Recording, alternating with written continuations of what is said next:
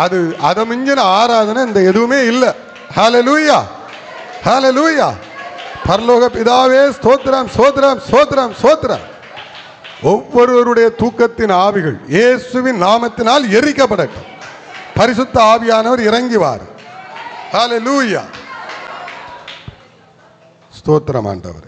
தொடர்ந்து எங்களை வழி நடத்தும் இயேசுவின் நாமத்தில். எல்லாரும் உட்காரு. ஹல்லேலூயா.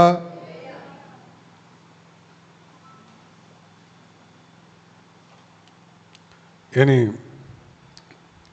பிரசங்கம் ரொம்ப நேரம் பண்ண மாட்டேன், கவலைப்படாதுங்க.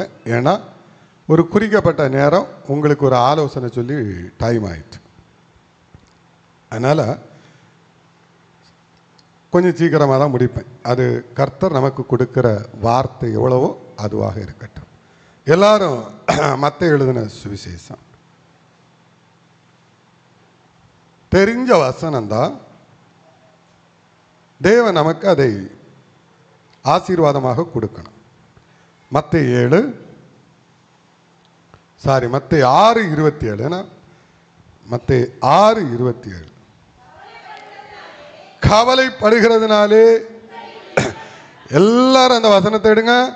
கவலைப்படுகிறதுனாலே உங்களில் எவன் தன் சரீர அளவோடு ஒரு முழத்தை கூட்டுவான்? நல்லா புரிஞ்சுக்கிடுங்க. நீங்க கவலைப்படுறதுனால உங்க சரீர அளவு ஒண்ணு என்ன செய்ய போறது இல்லை, கூடி போகிறது இல்லை.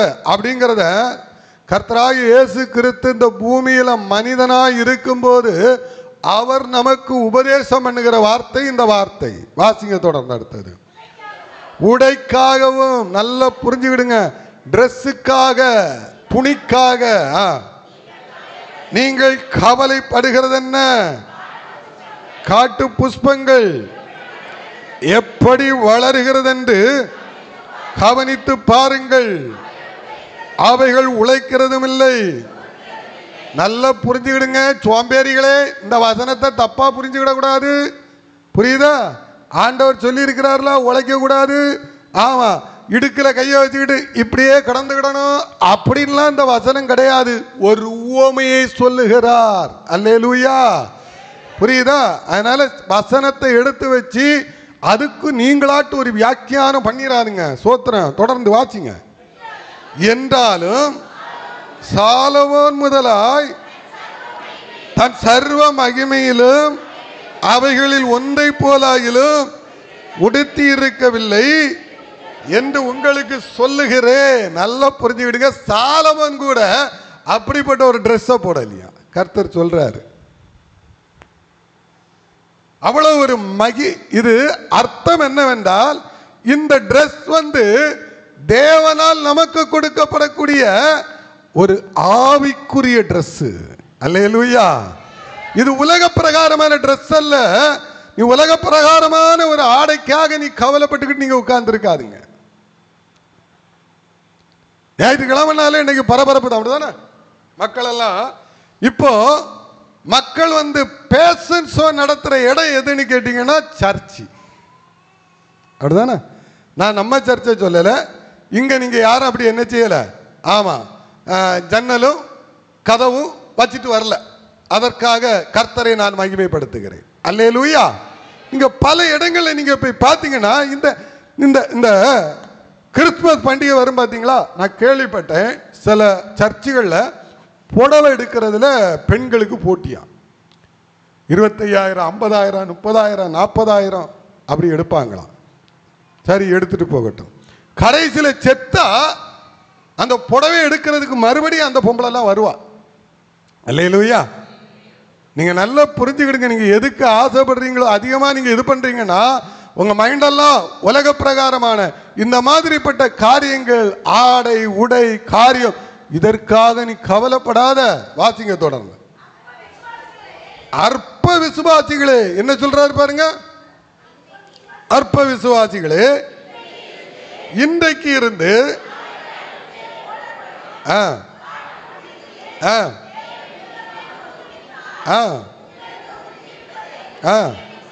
ஏன்னா அந்த காட்டு பில்லுங்கிறது சீக்கிரம் அது எரிஞ்சு போயிடும். ஏதோ ஒரு மழை வந்தேன்னா நல்லா நிற்கும். அதுக்கப்புறம் பார்த்தீங்கன்னா அது பட்டு அது அழிஞ்சு போயிடும். அவ்வளோதான். அதுக்குன்னு ஒரு ஆயுசு காலம் உண்டு. சீக்கிரம் முடிஞ்சு போயிடும். உங்களை நான் அப்படி வைக்கல. வாசிங்க. ஆகையால் எண்ணத்தை உண்போம், எண்ணத்தை குடிப்போம், எண்ணத்தை உடுப்போம் என்று கவலைப்படாதீர்கள். அஞ்ஞானிகள் நாடி தேடுகிறார்கள்.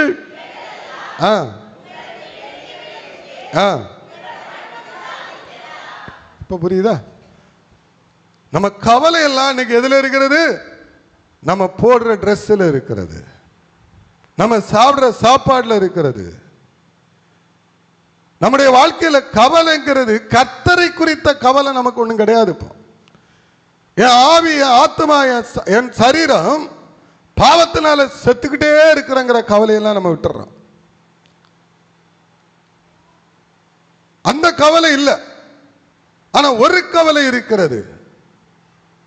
ஆண்டவரே, நான் இவர்களை போல நான் எப்படி நான் நல்ல ஒரு ட்ரெஸ் போடணும், விதவிதமான ட்ரெஸ். நான் ஒருவேளை இன்னைக்கு சென்னை பட்டணங்களில் பிறந்திருந்தா நான் இன்னைக்கு ஞாயிற்றுக்கிழமை என்ன செஞ்சிருப்பேன்? நல்ல ஒரு ஜீன்ஸ் பேண்ட். நான் இவ்வளவு நேரத்தில் ஒரு ஹீல்ஸா ஹீல்ஸ் வச்சு நடக்க முடியாம என்ன செய்வேன்? அந்த ஹீல்ஸ் எல்லாம் போட்டாச்சுன்னு வச்சுக்கிடுங்களாம், பேக் ஆட்டோமேட்டிக்கா ஆடும். புரியுதா? புரியுதா? நீங்க சாதா இதை போட்டு போறதுக்கு அதுக்கு வித்தியாசம் உண்டு. நீங்க நினைப்பீங்க, ஏன் இந்த குலுக்கு குலுக்கிட்டு போறானு? குலுக்கு இல்ல, அது பேலன்ஸ் பண்ணணும். பேலன்ஸ் பண்ணா அப்படி குலுக்கிற மாதிரி தான் இருக்கும். ஆசைகள். நான் விதவிதமான ட்ரெஸ் போடணும்னு ஆசை, நான் மாடலிங்கா இருக்கணும்னு ஆசை, நான் மாடலான ட்ரெஸ் போடணும்னு ஆசை. ஆனா இதுக்கெல்லாம் எனக்கு எது தடையாக இருக்கிறது? கர்த்தருடைய வார்த்தை தடையாக இருக்கிறது. ஆசையெல்லாம் அன்னைக்கு பாருங்க வேற ஒரு லைன்ல போயிட்டு இருக்கிறது. என்னை ரட்சித்த தேவனுக்காக நான் என்ன செய்தேங்கிறது கவலை இல்லை. கவலை பூரா சாப்பிடுறது, கவலை பூரா ட்ரெஸ் போடுறது, கவலை பூரா என்னது புதுசு புதுசா. நான் இன்னைக்கு விசுவாசிகள் மாத்திரம் இல்லை, ஒரு ஊழியக்காரன் ஒரு பஞ்ச பரதேசி பிரசங்கம் பண்றான். ஒவ்வொரு வாரம் நான் ஒவ்வொரு ட்ரெஸ் போடுவேன் அப்படின்னு. நான் பொய் சொல்லல. திருநெல்வேலி மாவட்டத்தில் தான் ஒரு பொறுக்கி, அவன் பொறுக்கி குழந்தை இல்லாதவர்களுக்கு குழந்தை வரம் கொடுப்பான். அவன் பொறுக்கி பய. ஆமா, இது நீ வேலை செஞ்சிருந்தா உனக்கு போட தெரியும். பாவங்களுக்கு காசு உனக்கு சும்மால கிடைக்குது, கொண்டு தாடுறான்ல. ஆமா, இவனுங்க பிரசங்கம் பண்ணும்போது பாத்தீங்கன்னா மோதிரத்தை கொண்டு போட்டுருவான், செட் பண்ணி போடுவானோ என்ன தெரியல, செயினை கொண்டு போட்டுருவாங்க. அதை வாங்கிக்கிட்டு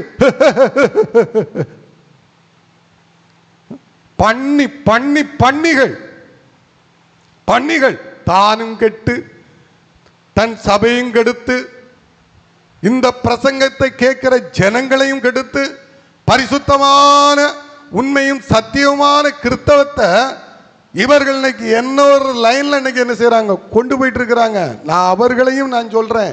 காரணம் என்ன தெரியுமா? தேவன் கொடுக்கிற ஆசீர்வாதம் என்பது இன்னைக்கு உங்களுக்கு போடுற ட்ரெஸ்ஸை குறித்தோ, நீங்க போடுற சூவை குறித்தோ, போடுற செருப்பை குறித்தோ எந்த கவலையும் இருக்காது. அல்லேலூயா. ஞாயிற்றுக்கிழமை வர்றீங்க, சோத்திரம். நீங்கள் வருகிறது கர்த்தருடைய வார்த்தையை கேட்பதற்கு. நல்ல குளிர்ச்சி எடுத்து நீட்டா வருவது தப்பு கிடையாது. ஆனால் நல்ல மாடல் ட்ரெஸ் போடணும், நல்ல பாத்தீங்கன்னா அழகான டி ஷர்ட் போடணும், நல்ல பாத்தீங்கன்னா என்ன செய்யணும்? பொம்பளை பெண்கள் போடக்கூடிய இப்போ ஒன்று வந்திருக்கல அத மாதிரி பேண்ட் போடணும். என்னடா அலங்கோலம்! அத்தனை பேரும் பாத்தீங்கன்னா மைக்கேல் ஜாக்சன் மாதிரி பேண்ட் போட்டுருப்பாராம். இந்த மைக்கேல் ஜாக்சனுக்கு இன்னொரு காரியம் உண்டு பாருங்க, கரண்டைக்கு மேலதான் பேண்ட் இருக்கும். புரியுதா? ஆவி எங்க இறங்கி நிக்க பாருங்க. ஏதோ உங்களையும் அறியாம, ஏதோ நம்மளை அறியாம, ஏதோ ஒரு ஒரு பிசாசு இன்னைக்கு முழுவதுமாக ஆளுகை செய்து கொண்டிருக்கிறது. நாம இதுலதான் கவலைப்படுறோம். இன்னைக்கு இதை பத்தி பேசியாச்சுன்னா அதுக்கு முட்டு கொடுக்கறதுக்கு சில ஊழியக்காரன் வந்துருவான்.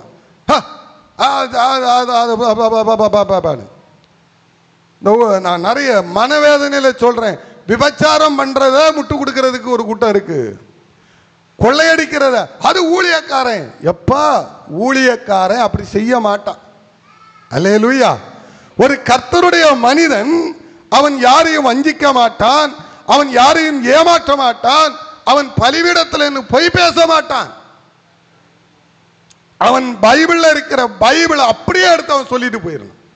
சரி, அதை அவன் கடைபிடிக்கிறான் பிடிக்கல, இல்ல அவன் குடும்பம் கடைபிடிக்கிறது, அதை விட்டுருங்க. ஆனால் அவனுடைய வேலை என்ன தெரியுமா? அதை அப்படியே எடுத்து கொடுக்கிறது தான். நாம் இன்னைக்கு ஒவ்வொரு காரியத்திலும் தேவனை குறித்த கவலையை விட நம்ம கவலையெல்லாம் வேற. சரி, இந்த கவலைப்படுகிறதுனால உங்க வாழ்க்கையில நீங்க எதையாவது நீங்க ஒரு ட்ரெஸ், எனக்கு நல்ல ட்ரெஸ் இல்ல அப்படின்னு நீங்க கவலைப்பட்டீங்கன்னு வச்சுக்கிடுங்களா, உங்களுக்கு ஏதாவது கிடைக்க போகுதா? கிடைக்காது. எனக்கு நல்ல கவலை என்ன? பக்கத்துல பாருங்க, பெண்களுக்கு அதிகமான கவலை என்ன தெரியுமா? நிக்லஸ் வாங்குறது, தொங்குட்டா வாங்குறது, தங்க கொலுசு போடுறது, அப்படிதானே, தங்க வாட்சி கட்டுறது. பேசிடக்கூடாது. ஒரு ஊழியக்காரர் சொன்னாரா, ஆமா, தங்கத்தை போட்டு விக்கிரகம் மேல ஒன்னு ஒரு ஒரு அங்க இருக்கிற ஒரு பிள்ளை சொல்லிச்சான், பாஸ்டர் நீங்க போட்டிருக்கிற வாட்சியே தங்க வாட்சி அல்லவா? அல்லேலூயா. நீங்க போட்டிருக்கிற வாட்சி என்ன வாட்சி? தங்க வாட்சி. பொய் சொல்லல, உண்மை. அந்த ஊழியக்காரர் இருக்காரு, கேரளா பார்டர்ல இருக்காரு. இவருக்கு ஒன்றும் ஓடாது, இப்பவும் தங்க வாட்சி தான் போட்டிருக்காரு. ஆமா ஆமா ஆமா. அப்போ நம்ம கவலைகள் எல்லாம் எதுல இருக்கிறது? நகைகள், அலங்காரங்கள், நிக்லஸ், தொங்கட்டா, அப்படிதானே, நல்ல முட்டுக மேல போடக்கூடிய ட்ரெஸ். இப்ப எங்க இருக்கிற எத்தனை பிள்ளைங்களுக்கு அந்த ஏக்கம் இருக்குன்னு எனக்கு தெரியல. நமக்கு சொல்ல முடியாது. அவுத்து விட்டாதான் அது கழுதையா என்ன நமக்கு தெரியும், அப்படிதானே. தீநாள் வீட்டில் இருக்கும்போது நல்லா தான் இருந்தா, லேசா விட்டு பார்த்தாச்சுன்னா அங்க போய் அந்த பொம்பளை மேய்ஞ்சிட்டு வந்துட்டா. நல்லது கெட்டதெல்லாம் பாம்பு நல்ல பாம்பு இருக்குல்ல, பாம்பை நீங்க அடையாளம் கண்டுபிடிக்கணும்னு வச்சிருங்களா, அது தண்ணி பாம்பா நல்ல பாம்பான்னு அடையாளம் ஏதாவது கண்டுபிடிக்கணும்னா பாம்பை இப்படியே கிடக்கும், அப்படிதானே. ஒரு சின்ன கள்ளத்துக்கு அப்படி டக்குன்னு தூக்கி போட்டாச்சுன்னா தான் தெரியும். ஷக்குன்னு இப்படி இருந்துக்கிட்டு இப்படி அப்பதான் தெரியும், ஆஹா இது தண்ணி பாம்பு அல்லடா, இது நல்ல பாம்பு. விட்டு பார்த்தாதான் தெரியும். எந்த காரியத்தையும் நீங்கள் விட்டு பார்த்தீங்கன்னா தான் தெரியுமே தவிர மூடி வைக்கிறதுனால ஒண்ணுமே தெரியாது. நீங்க ஒளிச்சு வைக்கிறதுனால ஒண்ணும் தெரியாது. அல்லேலூயா. கவலையெல்லாம் நீங்க நமக்கு அதுல தான் இருக்கிறது. சரி, இந்த கவலை விட்டுருங்க. ஆனால் இயேசு கிறிஸ்து ஒரு காரியத்தை குறித்து சொல்லுகிறார். இயேசு கிறிஸ்து இப்ப வருகிற ஒரு முக்கியமான காரியம், கர்த்தருடைய பிள்ளைகளை குறித்து ஆண்டவராய் இயேசு கிறிஸ்து ஒரு காரியத்தை சொல்லுகிறார். இன்னொரு கவலை எனக்கு ஏன் வர வேண்டும் என்று வாசிங்க. அவர் சொல்லுகிற வார்த்தை ஒரு தீர்க்க தரிசனமான வார்த்தை. 5வது அதிகாரம் மத்தேயு 11 வாசிங்க. 5:11. என் நிமித்தம் பக்கத்துல தானே இருக்கு 5:11. மத்தேயு 5:11 சரியா? என் நிமித்தம் உங்களை நிந்தித்து துன்பப்படுத்தி பலவிதமான தீமையான மொழிகளையும் உங்கள் பேரில் பொய்யாய் சொல்வார்களானால் கவலை. இப்போ கர்த்தருடைய பிள்ளைகள் நீங்க எப்படி உங்களுக்கு இந்த கவலையை பிசாசு கொண்டு வராமனா, நல்ல எல்லாரும் இந்த வசனத்தை நீங்க புரிந்து வைத்துக் கொள்ள வேண்டும். நான் பேசுவது கர்த்தருடைய பிள்ளைகளை குறித்து, ரட்சிக்கப்பட்டு பரிசுத்த ஆவியை பெற்றுக் கொண்டவர்கள், தேவனை ருசி பார்த்தவர்கள், அவர்களுக்கு விரோதமாய் இயேசு சொல்றாரு, தீமையான காரியங்களை பேசுவார்கள். உங்களுக்கு எதிராக தீமையான காரியங்களை அவிழ்த்து விடுவார்கள். நீங்க என்னைக்கு இயேசு கிறிஸ்துவுக்காக வாழ நினைக்கிறீங்களோ, நீங்க என்னைக்கு ஆண்டவருக்காக உண்மையா இருக்க நினைக்கிறீங்களோ, அப்பவே உங்களுக்கு பிரச்சனை உண்டாகும். பாருங்கள், பவுல பாருங்க, நண்பர்களோடு சேர்ந்து கிறிஸ்தவர்களை பகைக்கும் போதும், கிறிஸ்தவர்களை ரட்சிக்கப்பட்டவங்களை அடிக்கும் போதும், கொலை செய்யும் போதும் எல்லாரும் பவுல புகழ்ந்தார்கள், எல்லாரும் பவுல தூக்கி வச்சு ஆடினாங்க, அப்படிதானே. அதே பவுல் ரட்சிக்கப்படும் போது, அதே பவுல் இயேசுவை அறிவிக்கும் போது, அதே பவுல் இயேசுதான்ப்பா தெய்வம் என்று சொல்லும் போது, அவனுடைய சொந்த சமுதாயம், அவனுடைய சொந்த பாரம்பரியம் எல்லாரும் சேர்ந்து எதுக்க ஆரம்பிச்சிட்டாங்க. ஒருத்தன் குடிய விட்டு ஒருத்தன் மனம் திரும்பி ஒருத்தன் ஒரு நல்ல ஒரு ஆவிக்குரிய சபைக்கு போறாமனு வச்சுக்கிடுங்களோ, அந்த ஊர்ல இருக்கிற அநேகருக்கு மூளை எரிய ஆரம்பிச்சிடும். ஆனா அதே அவன் குடிச்சு அவன் வெறித்து அதே தெருவில் ஊர்ல சண்டை போட்டு விழுந்து கிடக்காம பாருங்க, அவனுக்கு ஒரு சங்கடம் வராது, ஒரு கவலை வராது. நான் சொல்றது உண்மை. இந்த சமுதாயத்தை மாதிரி ஒரு அசிங்கமானது உலகத்தில் யாரும் கிடையாது. நீ ஒரு மனுஷனை திருத்த முடியுமா? ஒரு மனுஷனை உன்னால மனம் திரும்ப வைக்க முடியுமா? ஆனால் வைக்கக்கூடிய ஒரு சக்தி இருக்கிறது என்றால் அது இயேசு கிறிஸ்து. அல்லேலூயா. அந்த தெய்வம் திருத்துறார் ஐயா, அந்த பரலோக தெய்வம் திருத்துறாரு. நீ உன் பொண்டாட்டி பிள்ளைகளை உன்னால திருத்த முடியல. பேசுவான் இருந்துகிட்டு அங்க இருந்துகிட்டு பெந்தைய சர்ச்சைக்கு போறானா, இப்போ அங்க போறானா இங்க போறானா. நேற்று ஒன்னதான குடிச்சுக்கிட்டு அந்த வார்த்தை கேட்டான், மெனக்கிட்டு போயிருவான், பெட்டியை கட்டிட்டு போயிருவான். நீயா என்ன பிரச்சனை உனக்கு, நீயா இப்ப வர்றதில்ல. அது வரைக்கும் பாத்தீங்கன்னா அவனை யாரும் கண்டுகொள்ள மாட்டார்கள், அவனை யாரும் கேட்க மாட்டான், ஒண்ணுமே பேச மாட்டான். ஆனா அவன் திருந்தி அவன் நல்லவனாக அவன் மாறி அவன் ஒரு நல்ல ஒரு ஆவிக்குரிய சபைக்கு போக ஆரம்பிச்சுட்டான்னு வச்சுருங்களா, அதுக்கு பிறகுதான் அவனை குறித்து பேச ஆரம்பிப்பான். இவனை பத்தி தெரியாதா, இவன் குடிச்சுக்கிட்டு அங்கே கிடந்தான், இவனை பத்தி தெரியாதா, இந்த பெண்ணோடு இருந்தான், இவனை பத்தி தெரியாதா, அப்படி செய்தான். அசிங்கம் பிடித்த மனிதனே, கேவலம் பிடித்த மனிதனே, உன் வீட்டில் இது வரும்போது உனக்கு தெரியும், உன் பிள்ளைகள் இந்த பாவங்களை செய்யும் போது உனக்கு தெரியும். அவதூறு அள்ளி வீசுவது, அள்ளி வீசுறது, இல்லாததெல்லாம் எடுத்து கற்பனையாக சொல்லுவது. இந்த உலகத்திலே பெரிய பாவம் என்ன தெரியுமா? ஒன்றை உருவாக்கி சொல்லுவது. யாரை குறிச்சும் உருவாக்கி ஒன்னையும் சொல்லாதுங்க, மன்னிக்கவே மாட்டார் ஆண்டவர், மன்னிக்கவே மாட்டார். நீ பாத்தியா, நீ எங்கேயாவது பாத்தியா, நீ ஏதாவது உனக்கு ஒரு எவிடன்ஸ் இருக்கா? இல்லாத காரியத்தை உருவாக்க வேண்டாம். திருந்தும் போது நிறைய பிரச்சனை வரும். ஊழியத்தில் திருந்தி பார்க்கும்போது திருந்துங்க. ஊழியத்தில் நீங்க கரெக்டா நான் இருக்கிறவனா, இன்னைக்கு ஆண்டவரை நான் இப்பதான் நான் கரெக்டா பிடிக்க பிடிக்க பிடிக்க பிடிக்க என் மேல சோத்திரம் கொஞ்சம் எரிச்சல் உண்டு. என்ன பேசுவாங்க தெரியுமா? நான் சொல்லட்ட போக்கு அவ்வளவுதான். இவன் கூட சேர்ந்து இவன் கூட சேர்ந்து இவர்கள் காண்பிக்கிற இடங்களுக்கு நீங்க போனீங்கன்னா புனிதராயிருவீங்க. போங்கடா,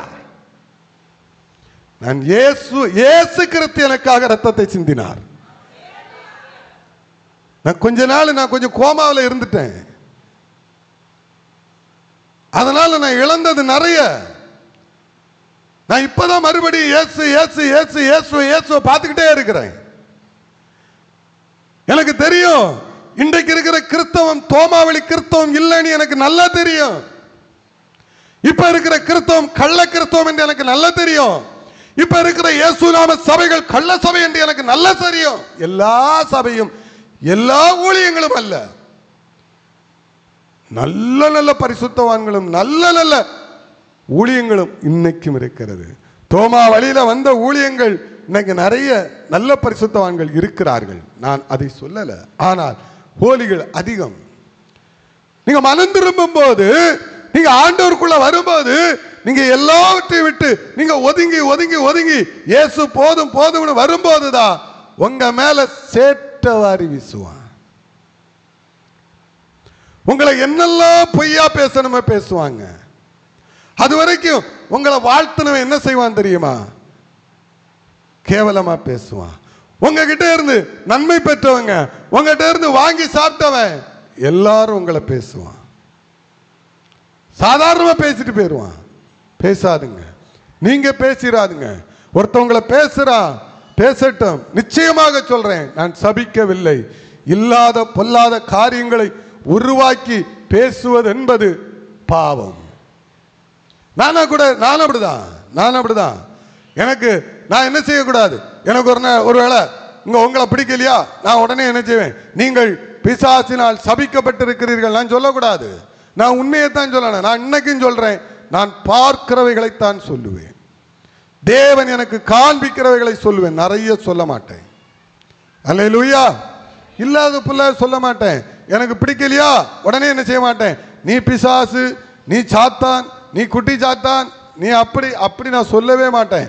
எனக்கு நல்லா தெரியும், பிசாசை எனக்கு அடையாளம் காண தெரியும். அல்லேலூயா. அப்போ நம்ம இன்னைக்கு என்ன செய்யறோம்?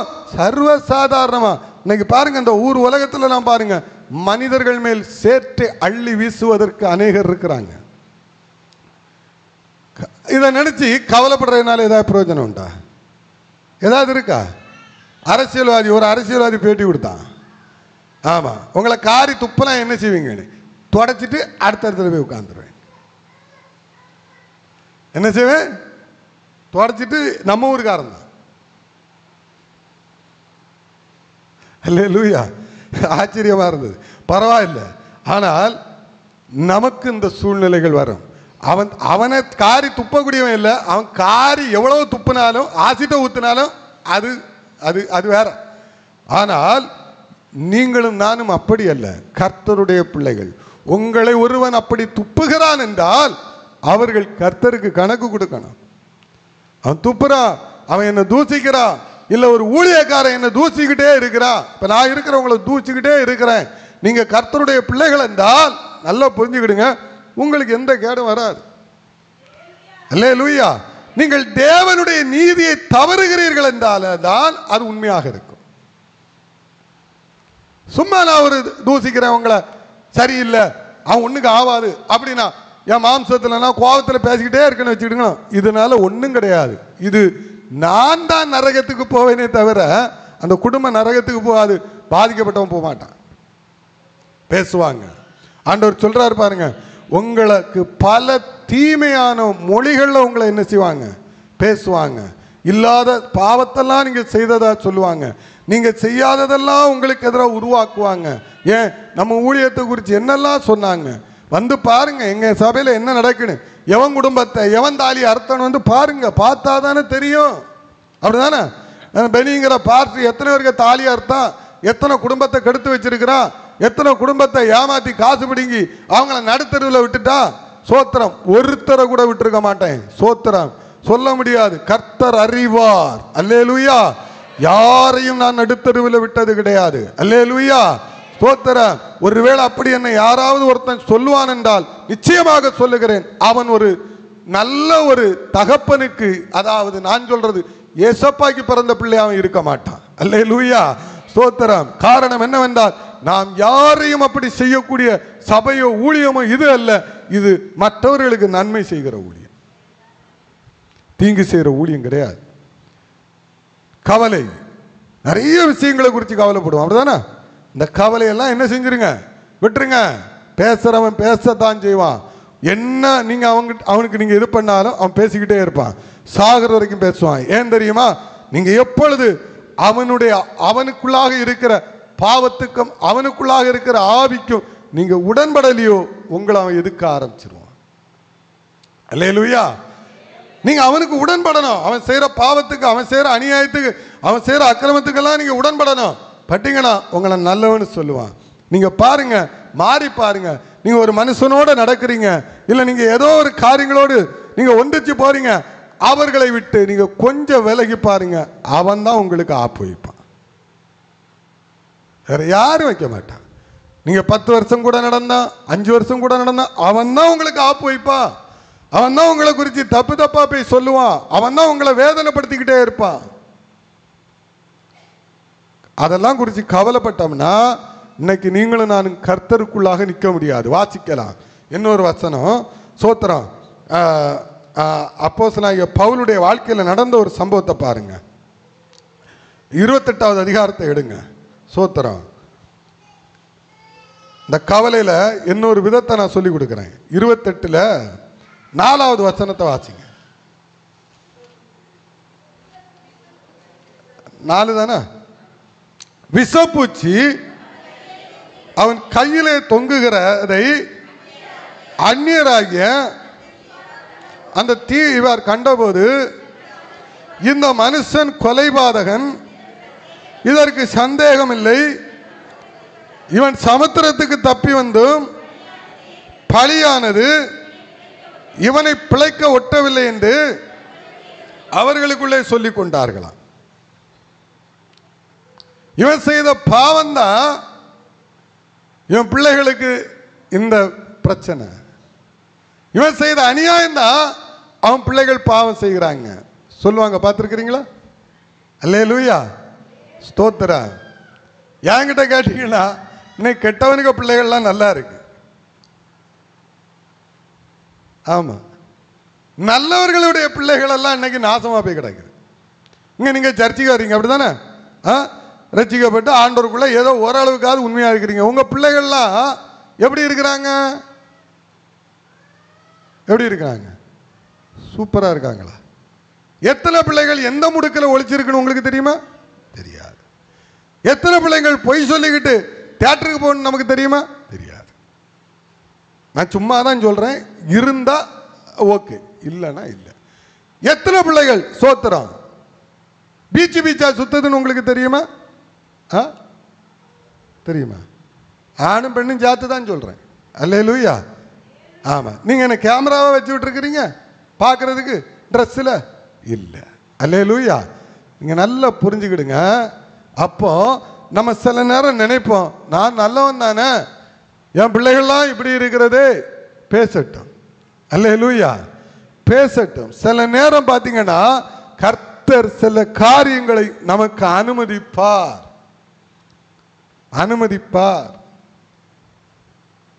நல்லவர்களுடைய பிள்ளைகள் யோபு சொல்றாரு, ஆண்டவரே துன்மார்க்கனுடைய பிள்ளைகள் எல்லாம் பாருங்க அப்படியே அழகா என்ன செய்யறது, வெளியே போகிறது, வருகிறது, விளையாடுகிறது, ஜாலியா இருக்கிறது. ஆனால் என் பிள்ளை எல்லாம் செத்து போனாங்க சொல்றாரு. அவர்களுக்கு ஒரு பாதுகாப்பு இருக்கிறது, ஒரு ஆசீர்வாதம் இருக்கிறது, என் பிள்ளைக்கு இல்லை. துன்மார்க்கனுடைய பிள்ளைகள், கேடுகட்டவை, கொலைகாரன், கொள்ளைகாரனுடைய பிள்ளைகள் இன்னைக்கு டாக்டரா இருக்குங்க. யாரா இருக்கிறா? இல்லையா? அல்லேலூயா. யோபு சொல்றாரு, என் பிள்ளைகள் பலவீனப்பட்டு கொண்டிருக்கிறது. என் பிள்ளைகள் கொஞ்சம் கொஞ்சமாக என்ன செய்யப்பட்டு கொண்டிருக்கிறார்கள்? பாவத்திலும் அக்கிரமத்திலும் விழுந்து கொண்டிருக்கிறார்கள். கவலை வரும். எல்லா தகப்பனுக்கும் வரும், எல்லா தாய்க்கும் வரும் பிள்ளைகளை குறித்து. சில தாய் தகப்பனெல்லாம் நான் ஒரு இதில் கொண்டு வர மாட்டேன். அது என்ன செய்யும்? அவுத்தடிச்சு விட்டுரும். அது கண்டுக்கிடவே செய்யாது. தாய், நான் எப்பவும் சொல்லுவேன்ல, ஒன்றில் தாய் இல்லைன்னா தகப்பன், இந்த ரெண்டில் ஒருத்தர் பிள்ளைகளை சீரழிப்பாங்க, கெடுத்து விட்டுருவாங்க, நாசம் ஆக்கிடுவாங்க. அவங்க அந்த பிள்ளைகளுடைய வாழ்க்கையே இல்லாமல் ஆக்கி விட்டுருவாங்க. கோவம் மாத்திரம் வரும். அடுப்பில் கொண்டு வைக்கணும் கோவத்தை. நம்மளை சுற்றி ஒரு உலகம் இருக்கிறது, நம்மளை சுற்றி ஒரு உலகம் இருக்கிறது. உங்களை சுற்றி பல கண்கள் இருக்கிறது.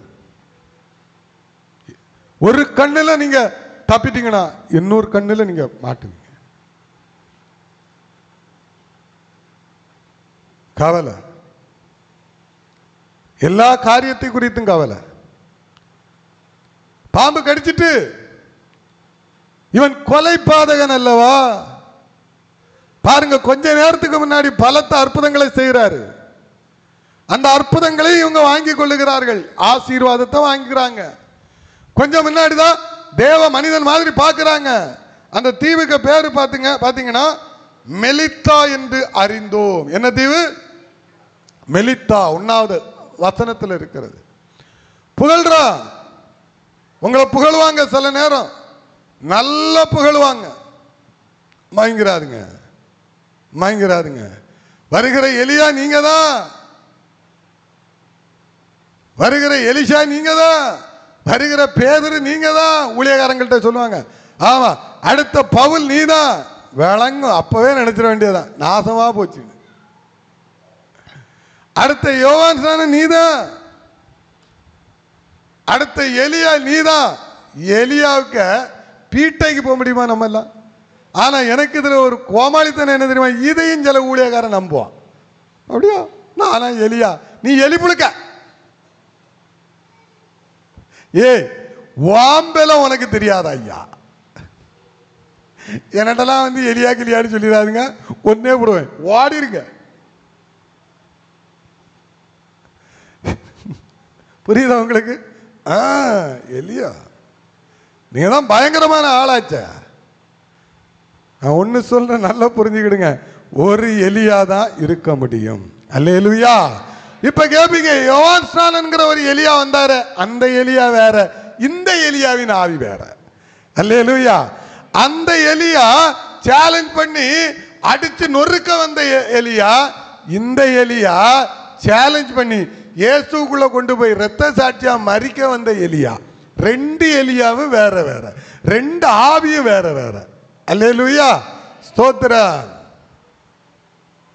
அதனால எப்பவுமே பாத்தீங்கன்னா பைபிள்ல ஒரே ஒரு கேரக்டர் தான் இருக்க முடியும். பல கேரக்டர் என்ன செய்யாது, வராது. நிறைய பேர் அப்படி நம்ப வைக்கிறாங்க ஊழியக்காரங்க.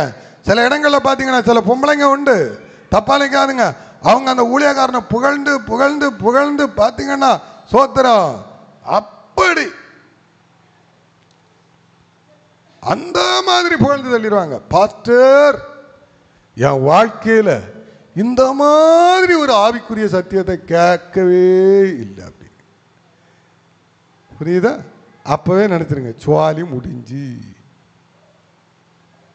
பிரசங்கம் பண்ணிக்கிட்டு சில ஊழியக்காரன் என்ன செய்வான் தெரியுமா? நான் பார்த்துருக்கிறேன் சர்ச்சில். ஆமா, ஒரு லேடிஸ் கிளப் வச்சிருப்பாங்க. என்ன கிளப்பு? என்ன கிளப்பு? சத்தமா சொல்லுங்க. Ladies club. முடிஞ்ச உடனே பார்த்தீங்கன்னா 5-6 அங்கே லேடிஸ் கிளப்பில் உள்ளவங்க இருப்பாங்க. இருக்கும்போது இவர் என்ன செய்வார், அப்படி பந்தாவா என்ன செய்வார், ஆமாம் ஆமாம், அப்படி ஸ்டைலாக போவார். ஓ என்ன சிஸ்டர், என்ன இது, ஆமாம் ஃபஸ்ட்டு உங்கள் ஆடை ரொம்ப அழகாக இருக்கிறது. இவர் பாஸ்டர், இன்னைக்கு நீங்கள் ஸ்டேஜில் என்ன பிரசங்கம் பண்ணது தேவதூதன் போல இருந்தது. ஆஹா, விழுந்தாச்சுடா, அவுட்டு, நிக்கர் கிழிஞ்சாச்சின்னு நினச்சிக்கிடுங்க. அதனால நான் சிரிக்கல பேசலைன்னா கவலைப்படாதுங்க, எனக்கு அன்பு உண்டு. அல்லேலூயா. ஆனா அது வம்பா மாறிடக்கூடாது. எதுவுமே பைபிள் சொல்லுகிறது தள்ளி நின்று தான் சொல்லுகிறது. அல்லேலூயா. தள்ளி நின்று உன்னை குற்றப்படுத்துவதற்கு நீ இடம் கொடுக்காதே. குற்றப்படுத்தினாலும் அது ப்ரூஃப் ஆகணும்.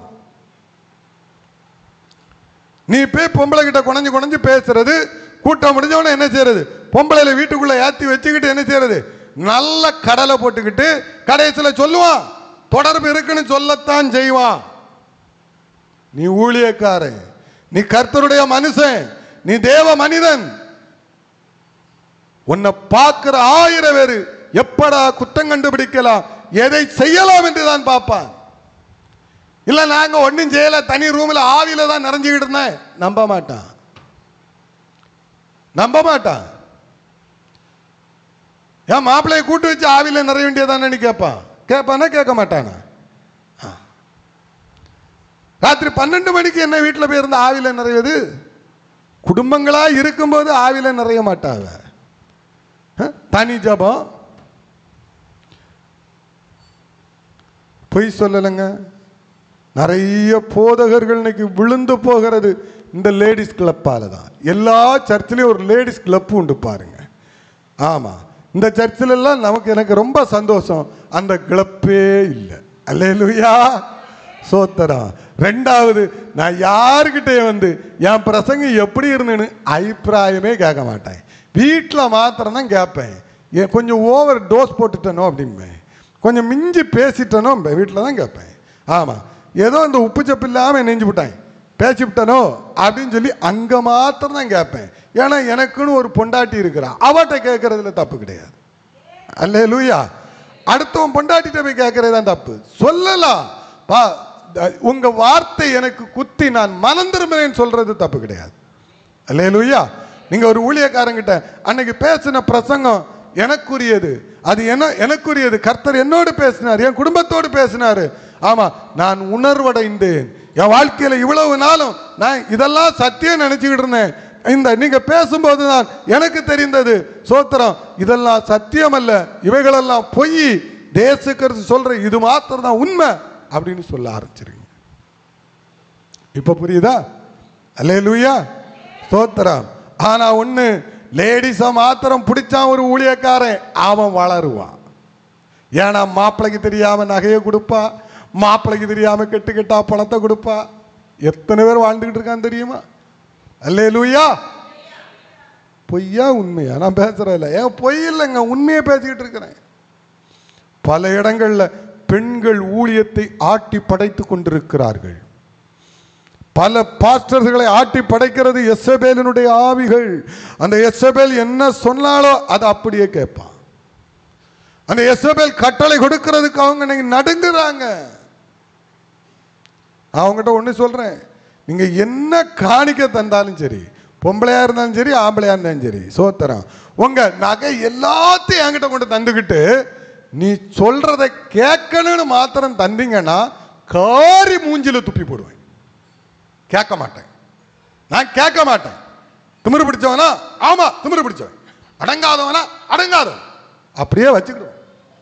ஆனால் இவன் நான் சொல்றதுக்கெல்லாம் ஆடுவான், இவன் நான் பேசுறதுக்கெல்லாம் ஆடுவான் அப்படின்னு நினைச்சு எந்த காரியமும் செய்யாது. ஆமா, ஏன் நான் ஒரு பக்கம் அப்படி இருந்த மாதிரி இருப்பேன், டக்குன்னு சீருவேன்.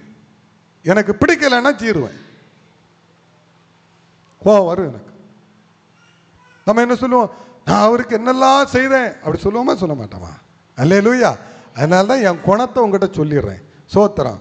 அதனால இப்படிப்பட்ட தர்ம சங்கடத்துக்கு என்ன செய்யாதுங்க, ரொம்ப அன்பா இருக்காரு, ரொம்ப இப்படி இருக்காரு, அவர் என்ன வேணாலும் செய்வாரு பாரம்பரியமா. தயவு செய்து என்னையும் பாவத்துல தள்ளி உங்க குடும்பத்தையும் நரகத்துல கொண்டு தள்ளிடாதுங்க. அன்பு வேற, தேவ காரியம் வேற. தேவ காரியம் நம்ம ஊழியக்காரனுக்கு இதெல்லாம் பிடிக்காது, அவனை கொண்டு இதுல என்ன செய்யக்கூடாது, சொருக கூடாது. அவனுக்கு பிடிக்காத இந்த காரியத்துல அவரை வச்சு நம்ம செய்யணும்னு ஆசைப்படக்கூடாது அப்படின்னு நீங்க நினைக்கணுங்க. நீங்க நினைச்சிட்டாலே ஆசீர்வதிக்கப்படுவீங்க. அல்லேலூயா. நீங்க நினைச்சிட்டீங்கன்னா நல்லா இருப்பீங்க. ஆண்டவர் உங்களுக்கு ஒரு வாய்ப்பை கொடுப்பாரு, ஆண்டவர் உங்களுக்கு ஒரு ஆசீர்வாதத்தை கொடுப்பாரு. நான் 100க்கு 100 சொல்றேன். இன்னைக்கு அப்படி இல்லை. ஊழியர்களை கெடுப்பதற்கென்று ஒரு கூட்டம் இருக்கிறது. ஊழியர்களை நாசப்படுத்துவது, நல்லாதான் ஊழியம் செய்வாங்க, உண்மையா ஆண்டவருக்காக இருப்பாங்க.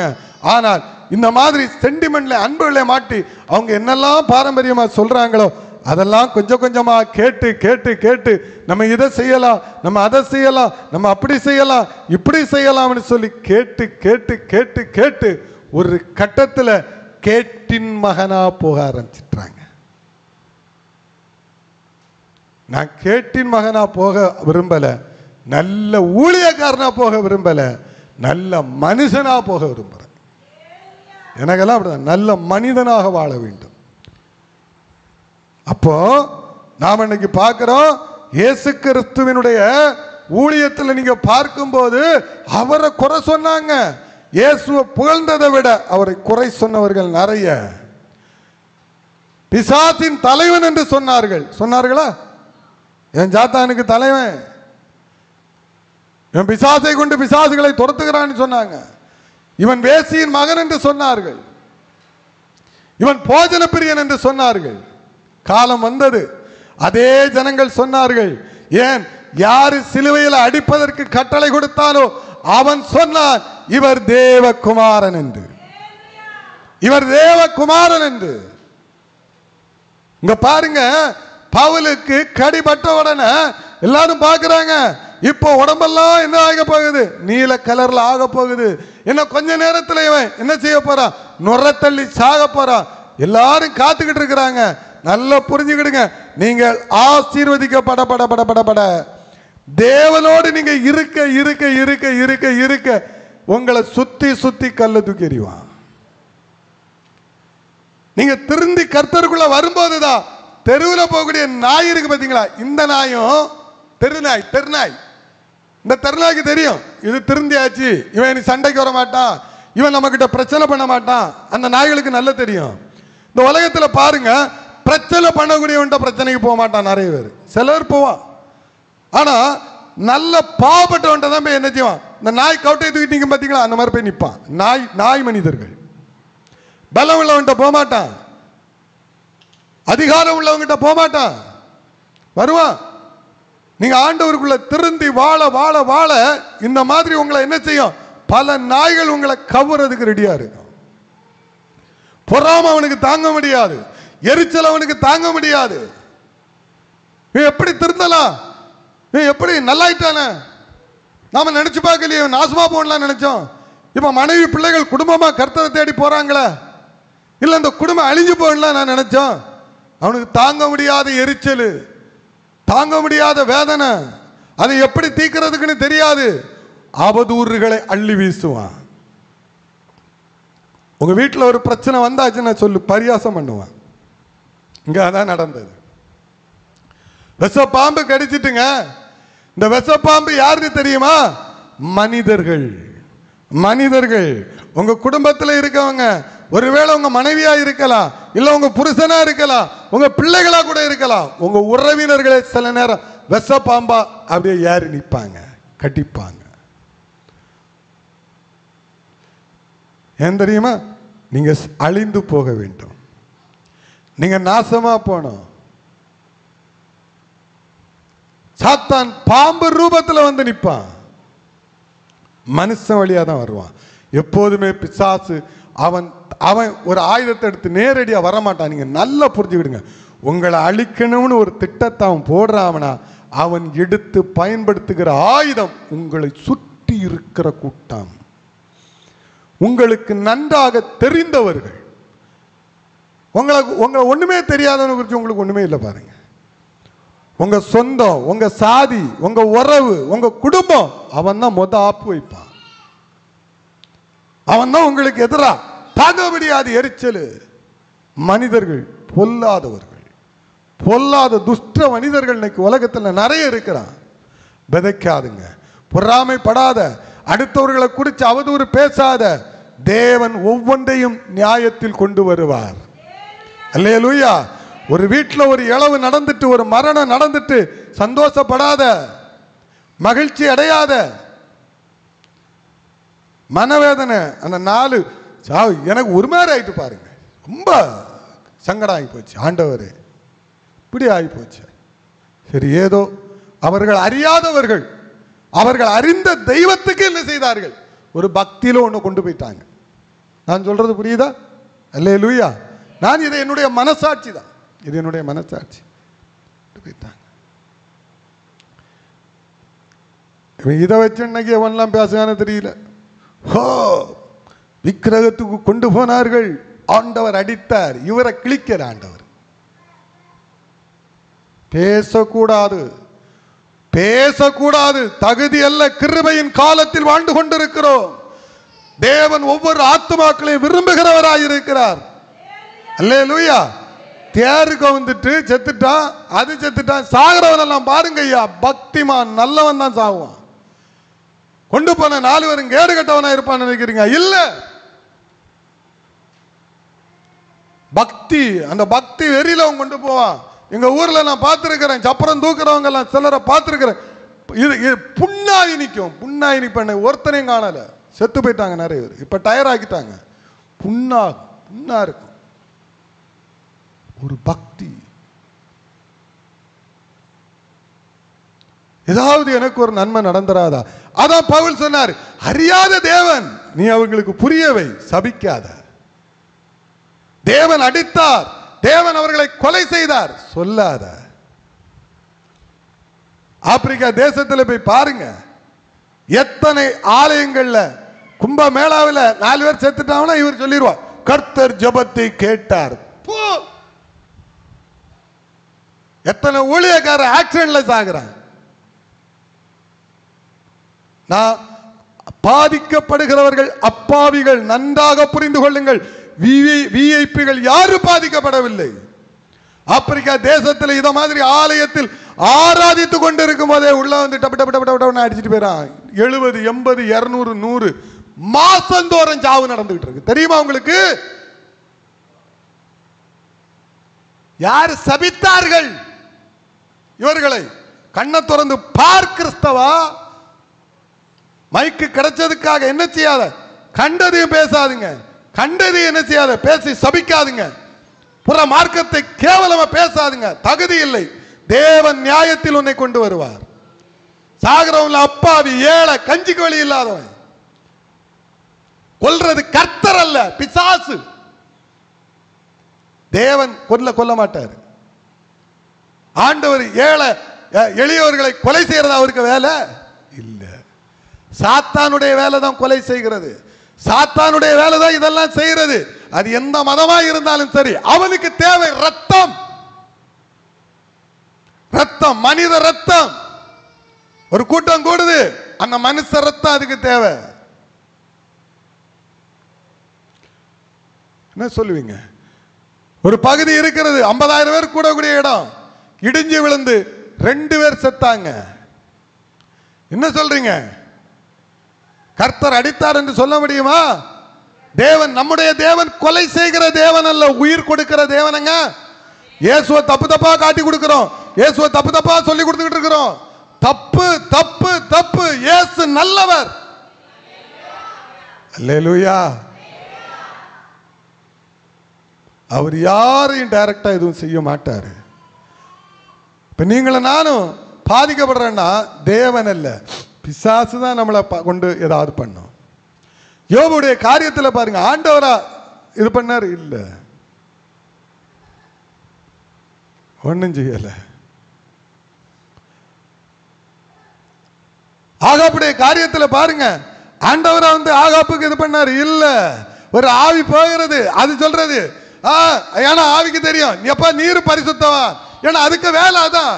நான் சொல்றேன் அந்த தீர்க்கதரிசிகிட்ட, நான் போய் பொய்ய சொல்றேன், நான் பேசுறேன், அவன் அன்னையோட ஜோலியை முடிச்சுறேன், க்ளோஸ் பண்ணிடலாம், நான் பொய்யின் ஆவியா போறேன்.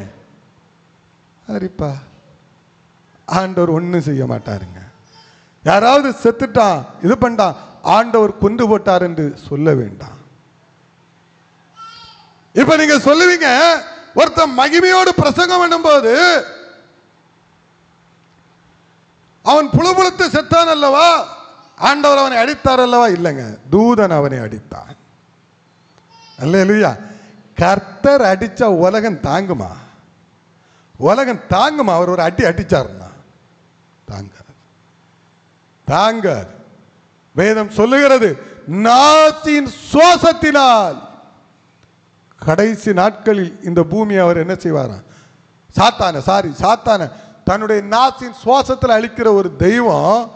அவரு தாங்கிட்ட இருக்கிற அந்த மகிமையை எடுத்து ஓங்கி இந்த பூமியில அடிச்சாச்சுன்னா இந்த பூமி மொத்தமும் குலோசாய் உள்ள போயிடும்.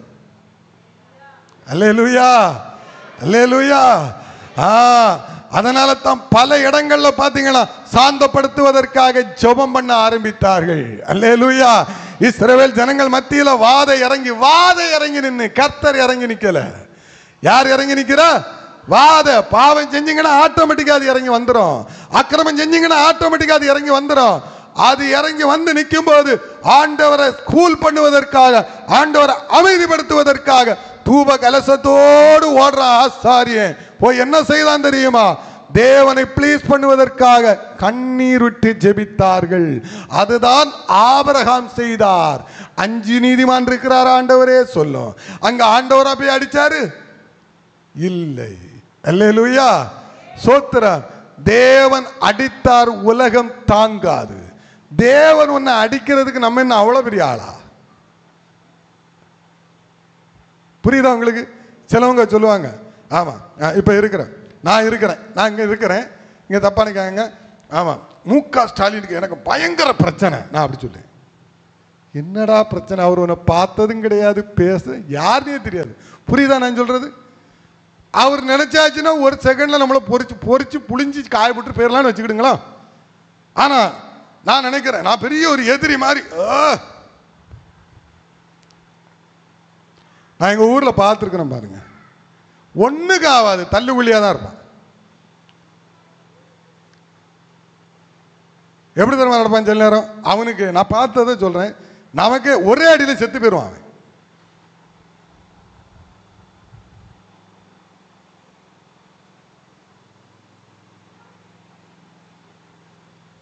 நான் பொய் சொல்லலை, என் ஊருக்குள்ள இதெல்லாம் நான் பார்த்தது.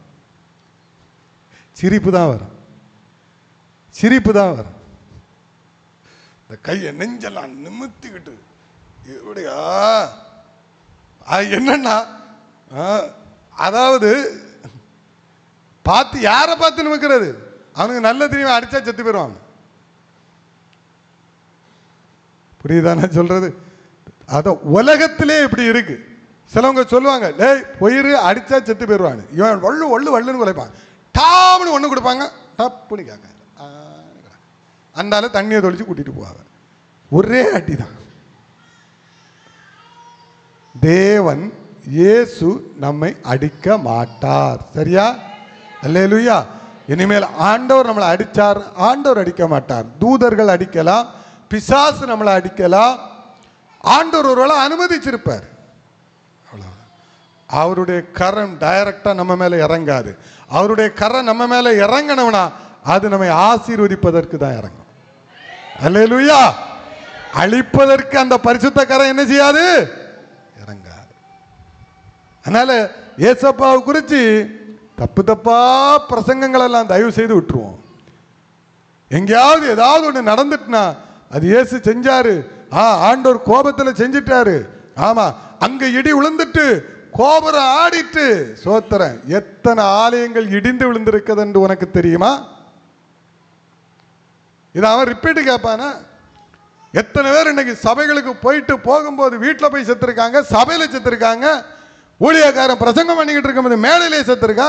என்ன ஆண்டவர் அடிச்சாரா? அடிச்சாரா? இல்லைங்க. அல்லேலூயா. ஆமா, நம்ம பழைய பாட்டு காலத்துலன்னா என்ன செய்வோம்? அன்னைக்கு ஒரு ஊழியக்காரர் அப்படியே நினைச்சாரு, ஒருத்தர் நல்ல பாடி ஆராதித்துக்கிட்டு இருக்கும்போது பார்த்தீங்கன்னா அப்படியே மயங்குழுந்து செத்துட்டார். ஒரு ஊழியக்காரர் நல்லா பிரசங்கம் பண்ணிக்கிட்டு இருக்காரு, அப்படியே சாஞ்சி உட்காந்துட்டாரு. என்ன ஆச்சுன்னு தெரியாது. பிரபலமான ஒரு போதகர் போட்டிருக்கு. நம்ம என்ன சொல்லுவோம்? உடனே இங்க இருக்கிற கேடு கட்டம் என்ன சொல்லுவோம்?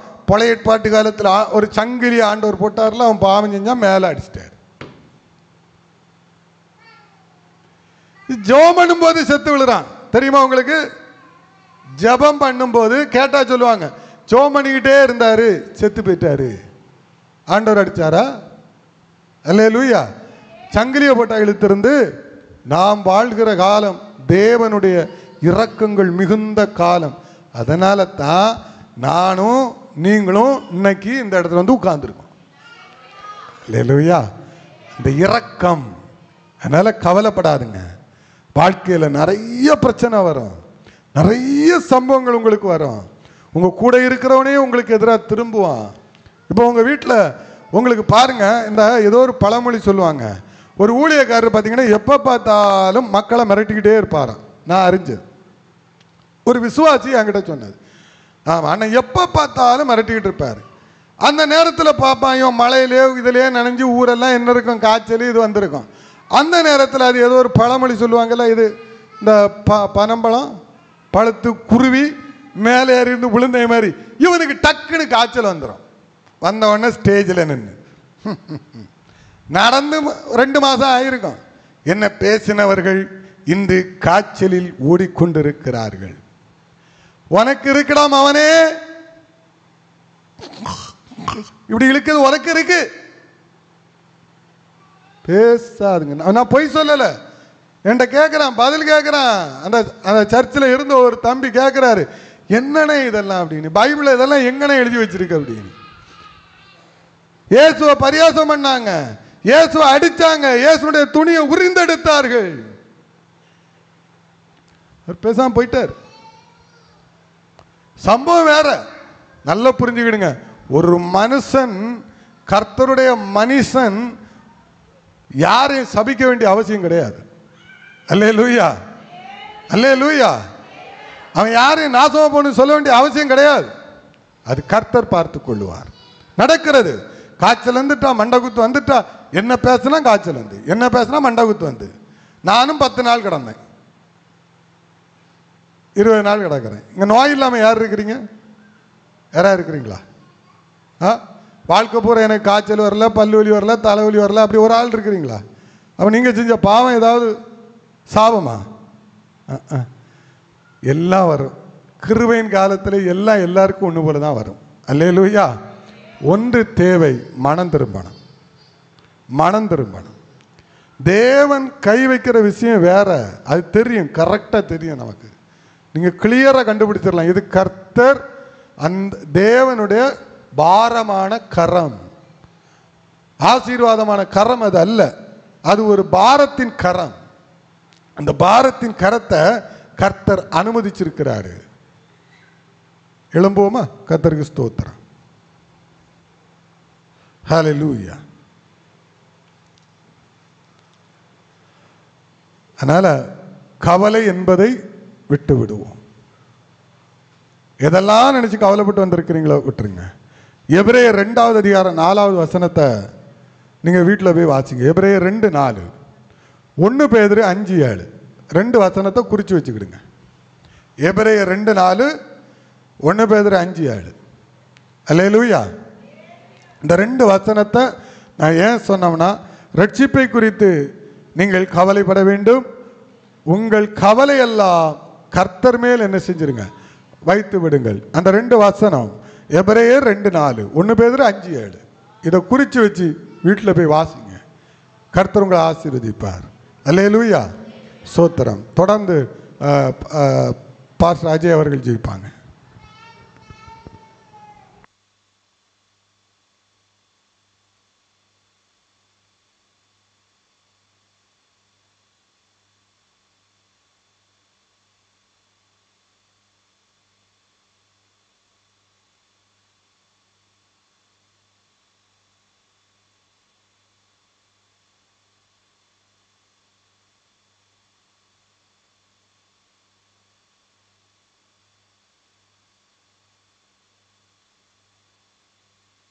ஜெபிப்போம். ஹல்லேலூயா.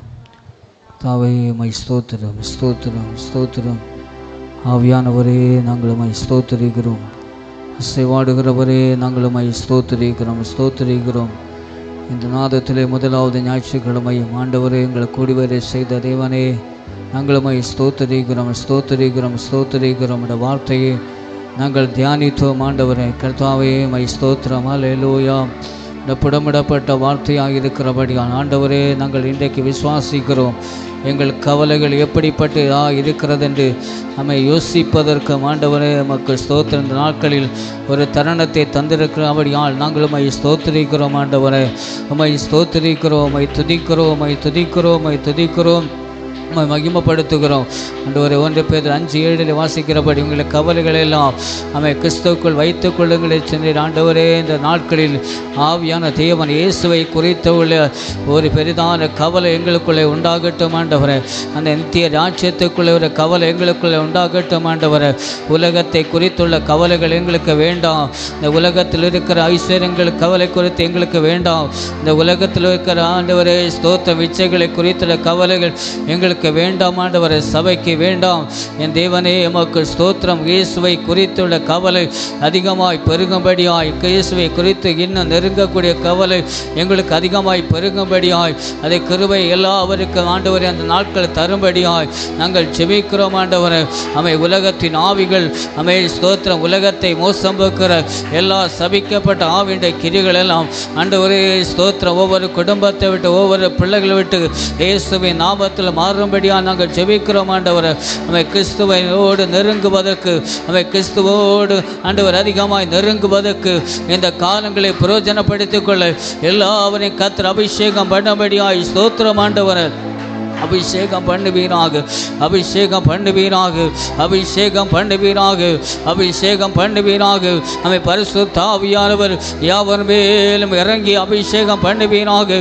இந்த பகல் காலம் இந்த கால வேளையில் இந்த பரிசுத்தமான ஓய்வு நாளில் அன்று வெளியேறப்பட்ட பரிமள தைலமாகி அந்த அபிஷேக தைலம் அன்று பவுலுக்குள்ளாக இருந்தபடியால் அவன் விஷ பூச்சி கடித்தாலும் அவனை ஒன்றும் சேதப்படுத்த முடியவில்லை.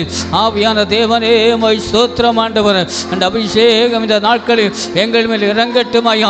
எந்த விஷ ஜந்துகளும் ஸ்தோத்திர விஷ பாம்பாகி எந்த மனுஷனுடைய கிரிகளும் எங்களை தொடாதபடி, அவை சபையை தொடாதபடி, தேவ ஜனங்களை தொடாதபடி இயேசுவின் நாமத்தினால் எல்லாவரை வேலி அடைக்கும்படியாக நாங்கள் ஜெபிக்கிறோம் ஆண்டவர். பரிசுத்த ஆவியானவர் வேலி அடைப்பீராக, ஆவியானவர் வேலி அடைப்பீராக.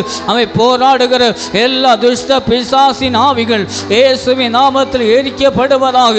தேவனே உமக்கு ஸ்தோத்திரம், உமக்கு ஸ்தோத்திரம். இயேசுவே உமக்கு ஸ்தோத்திரம். எங்கள் இரட்சகரே, எங்கள் நித்திய தேவனே உமக்கு ஸ்தோத்திரம் ஆண்டவர். கேட்ட வார்த்தைகள் படி எல்லாம் அர்ப்பணிக்கிறோம் ஆண்டவரே. கேட்ட வார்த்தையின்படி ஆண்டவரே உமக்கு ஸ்தோத்திரம். கிறிஸ்துவை குறித்துட கவலை எங்களுக்கு அதிகமாய் தரும்படியாக நாங்கள் ஜெபிக்கிறோம். உலகத்தின் கவலை குறித்து நாங்கள் யோசிக்காதபடி, எதை உண்போம், எதை புசிப்போம், எதை குடிப்போம் என்று நாங்கள் சிந்திக்காதபடி நம்ம கர்த்தருக்குள்ளாய் இருக்க எங்களுக்கு கிருபை பாராட்டும். நல்ல வசனத்துக்காக நாங்கள் ஸ்தோத்திரிக்கிறோம். நன்மையான ஊழியக்காரனுக்காக நாங்கள் ஒரு விஷயம் கூட ஜெபிக்கிறோம். மனை பிள்ளைகளுக்காக ஜெபிக்கிறோம். ஆவியானவர் அவளை பலப்படுத்தின கிருபைகளுக்காக ஸ்தோத்திரம். இன்னும் பலனை கொடும், இன்னும் ஆண்டவர் சுகத்தை கொடும், இன்னும் கர்த்தாவை வல்லமையை கொடும், இன்னும் அபிஷேகத்தை கொடும், இன்னும் அநேக ஆயிரக்கள் ஆத்துமாக்கள் ஆதாயப்படுத்த கர்த்த கிருபை கொடுப்பீராக. ஆண்டவரே மக்கள் ஸ்தோத்திரம். வந்த ஜனங்களுக்காக ஸ்தோத்திரம். எல்லாவரையும் பேர் பேராக தரந்தரமாக தொட்டு ஆசீர்வதிக்கும்படியாக நாங்கள் ஜெபிக்கிறோம். ஆண்டவரை ஆவியானவர் நடத்துவீராக. இயேசு கிறிஸ்துவின் நாமத்தை ஜெபிக்கிறோம் எங்கள் ஜெபத்தை கேள நல்ல பிதாவே, ஆமென். அல்லேலூயா, அல்லேலூயா. ஒன்றுக்கும் கவலைப்படாமல் எல்லாவற்றையும் ஸ்தோத்திரத்தோடு கூட தேவன் சேவ சமூகத்தில் நீங்கள் வைக்கும்போது கர்த்தர் உங்களை ஆசீர்வதிப்பார். அல்லேலூயா. கர்த்தர் உங்களை ஆசீர்வதிப்பார். ஒரு அறிவிப்பு, அந்த அறிவிப்பை கொடுத்துக்கிட்டு கடைசி இதை பண்ணி முடிக்கிறேன்.